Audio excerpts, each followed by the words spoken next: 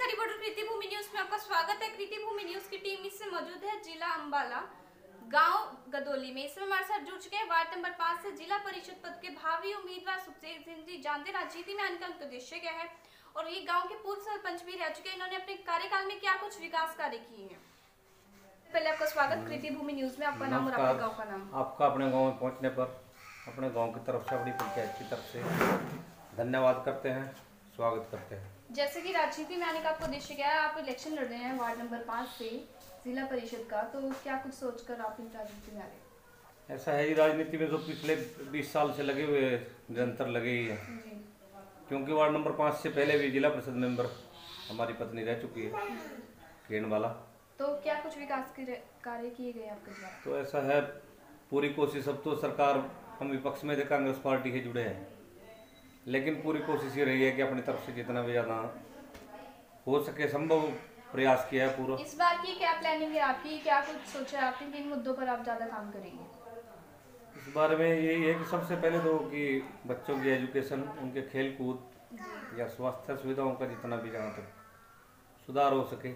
आपके वार्ड में कितने गाँव?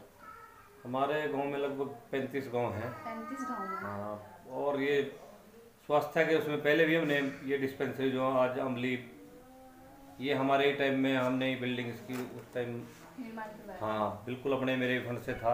और आज जो बड़ा वृक्ष का रूप लेने लग रही है, आज बड़ा हॉस्पिटल वहाँ बनने लग रहा है 40 बेड का जी। तो जिससे पूरे इलाके को ऐसा ही प्रयास, पावर हाउस उस टाइम हमने हुड्डा साहब से रिक्वेस्ट करके, बेरखेड़ी में यहाँ पावर हाउस उस टाइम रामकिशन जी थे अपने CPS, उनसे मिलके, उनसे रिक्वेस्ट करके उस टाइम में पावर हाउस था, जो बिजली की समस्या सबसे ज़्यादा थी। अपने इलाके के लोगों की समस्या उठाएंगे, लोगों की सेवा करेंगे। वार्ड की टोटल पॉपुलेशन कितनी है? हमारे यहाँ लगभग 18,000 वोट है जी, हमारे वार्ड नंबर 5 में। जी। गरीब लोगों के लिए क्या कुछ सहायता करेंगे आप? गरीब लोगों के लिए जैसे कोरोना टाइम में पहले भी हर संभव प्रयास किया अपने से भी, जैसे कालाम में भी जो मजदूर बाहर से काम कर रहे हैं उनको वहाँ भी अनाज पहुँचाया, अपनी तरफ से भी दिया पर्सनली। और गांव में भी जितने जो गरीब परिवार थे उनको खाने के लिए अपने घर से भी उनको अनाज उपलब्ध कराया। अगर वार्ड की जनता आपको चुन लेती है तो आप शिक्षा को लेकर क्या कुछ करेंगे अपने वार्ड में? ये प्रयास तो रहेगा कि कोई यहाँ बड़ा जैसे कॉलेज है, कोई बच्चों के लिए कोई कॉलेज, जैसे नारायणगढ़ पड़ता है 12-15 किलोमीटर है आसपास, यहाँ कोई कॉलेज नहीं है, कोई कॉलेज अपने क्षेत्र में यहाँ कोई कॉलेज ऐसा खुल जाए तो जिसके लिए कोई टेक्निकल खुल जाए, जिससे बच्चों को आज के टाइम में अपने फील्ड में काम करने के लिए ना परेशानी आए। युवाओं के लिए क्या कुछ करेंगे आप, जैसे कि वो नशे की ओर से रुक सके? नशे के लिए मैं तो कहूँगा कि आज हमारे समाज की जड़ें खोखली कर दी नशे ने। और कहीं चिट्टा सुनने में आ रहा है, लोग बताते हैं कि बच्चे आजकल कोई इंजेक्शन लगाने वगैरह, यानी इसने किस्म से समाज को, मैंने पहले सरपंच रहते भी यहाँ से उनके खिलाफ कड़ी कार्रवाई करवाई, ऐसे यहाँ जो गांव में ऐसे थे उनके खिलाफ बिल्कुल सख्त कदम लिया है। और आगे भविष्य में भी अगर कोई काम ऐसा करेगा तो उसके खिलाफ हो। तो भ्रष्टाचार को लेकर क्या कहना चाहेंगे? जैसे कि भ्रष्टाचार का ऐसा है, भ्रष्टाचार ये तो कह रहे थे हम भ्रष्टाचार मुक्त प्रशासन देंगे जी। मेरे ख्याल में आज पूरे चरम के ऊपर है भ्रष्टाचार। तो इसमें किस हमारे ब्लॉक से तो यहाँ से जो हमारा पटवारी था, वो खुद मेरे गाँव से एक लेडीज के पास उनके जमीन का था, उसके अंदर अभी अंदर है, जेल में है।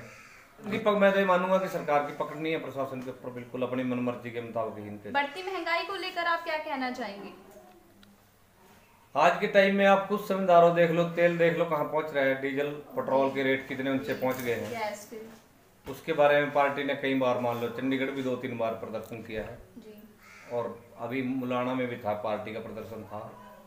अपनी विधायक ये शैली चौधरी, रामकिशन जी, उनके साथ मुलाना भी गए थे। अभी मैडम शैलजा जी के साथ वहाँ चंडीगढ़ में प्रदर्शन किया, गवर्नर साहब को ज्ञापन दिया, पूरे विधायक थे पूरे हरियाणा के, तब भी उनके साथ। भाजपा सरकार का जो नारा है सबका साथ सबका विकास, इसको लेकर कितना काम हुआ है? ये तो बिल्कुल ही मैं कहूँगा कि औचित्यहीन। यहाँ तो एक ही आदमी का विकास हुआ है नारायणगढ़ में, तो BPL जो परिवार है, जो उनको प्रधानमंत्री आवास योजना किसी का एक भी नहीं आया जी, 7 साल के अंदर एक भी नहीं आया। इसके पीछे क्या कारण रहा है? हमने लिख के, इन्होंने पहले ही साल में मांगा था और हमने इनको लिख के भी दिया, जी। लेकिन किसी एक का भी नहीं आया 7 साल के अंदर। पूरे 5 साल का हमारा टर्म पूरा हो गया। तो जैसे कि भाजपा सरकार का जो सपना है कि 2022 तक सभी के घरों की छतें पक्की होंगी, तो क्या वो सपना पूरा हो पाएगा? बहुत असंभव सा लगता है, ये कहाँ पूरा कर देंगे ऐसे, बहुत असंभव, ये बात पूरी होने वाली लगती नहीं। जैसे कि माननीय प्रधानमंत्री का जो नारा है बेटी बचाओ बेटी पढ़ाओ, इस नारे का क्या उद्देश्य है? इसकी आप देख तो रहे हैं, रोज टीवी में खुली धज्जियां उड़ रही हैं जी। जो इनके MP MLA हैं उनके खिलाफ हर रोज रेप के पर्चे दर्ज हो रहे हैं, तो उससे और क्या होगा? मतलब ये नारा कहीं ना कहीं कागजों में ही, बिल्कुल कागज तक ही सीमित है, उससे आगे कुछ नहीं है इसमें। तो इस नारे का उद्देश्य क्या था? क्या सोचकर ये नारा लगाया गया था? है तो नारा तो ठीक था, अगर उसके ऊपर अमल ठीक ढंग से कार्य करती सरकार, है तो अच्छी चीज है, बेटियों को बचाने के लिए, उनको शिक्षित करने के लिए। समाज में अगर नारी शिक्षित होगी तभी समाज आगे बढ़ सकेगा। नारा तो अच्छा था, लेकिन देखने में ही अच्छा रह गया और ग्राउंड के ऊपर कहीं इम्प्लीमेंट नहीं हो सका, काम नहीं हो सका। काम नहीं हो सका उसके ऊपर। महिलाओं के लिए आप क्या कुछ करेंगे वार्ड में जिनसे कि महिलाओं को रोजगार मिल सके? महिलाओं के लिए जैसे इनके सिलाई सेंटर वगैरह है या कंप्यूटर वगैरह के ऐसे जो ट्रेनिंग सेंटर है, इनके लिए सरकार से रिक्वेस्ट करें कि उनको, हमने पिछले बार भी जब जिला परिषद में थे, जो काम करने के लिए काले आम जाने वाले थे, मजदूर वर्ग था या गांव की औरतें थी, उनको सिलाई मशीन वगैरह या साइकिल, मैंने यहाँ अपने गांव में खुद बुला के, बल्कि उस टाइम मैडम शैलजा अपने ये अपने सेंटर में मिनिस्टर थे और CPS अपने रामकृष्ण जी भी यहीं गांव में आके हमने जो पूरे इलाके से जरूरतमंद औरतें थी उनको मशीनें दी थी कपड़ा सिलाई की, और जो मेहनत करने वाले मजदूर आदमी थे जो काले आम जाते थे उनको साइकिलें दी थी। जैसे कि जो लड़कियां होती हैं पढ़ने वाली, उनके गांव में +2 तक के स्कूल होते हैं, बस कॉलेज वगैरह है, उनको काफ़ी दिक्कतों का सामना करता है, बाहर जाना पड़ता है कॉलेज के लिए, काफ़ी दिक्कतों का सामना करना पड़ता है, लड़के अपने ट्रांसपोर्ट पे चले जाते हैं व्हीकल पे, हमारे तो क्या कुछ करेंगे आप? हमारे यहाँ बहुत बड़ी परेशानी है जी। बस अपना जो बस लगती थी पहले 33 नंबर बस थी, रूट नंबर 33 था जी।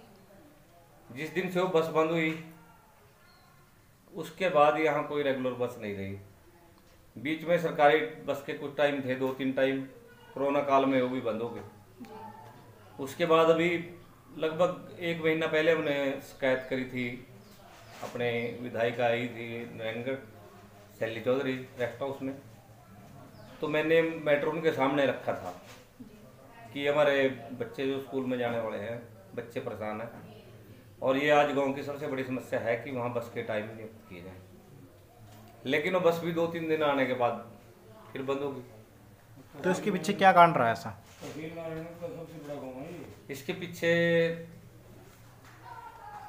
अब प्रशासन का ही मानो, जब उनको प्रशासन को बोल दिया एक बार बस चल रही होगी उसके बाद फिर बंद कर दिया, अपनी मन मर्जी के फैसले थोपने वाली बात है ना। तो आंदोलन को लेकर क्या कहना चाहेंगे? जैसे कि भाजपा सरकार जो किसानों के लिए 3 अध्यादेश लेकर आई है।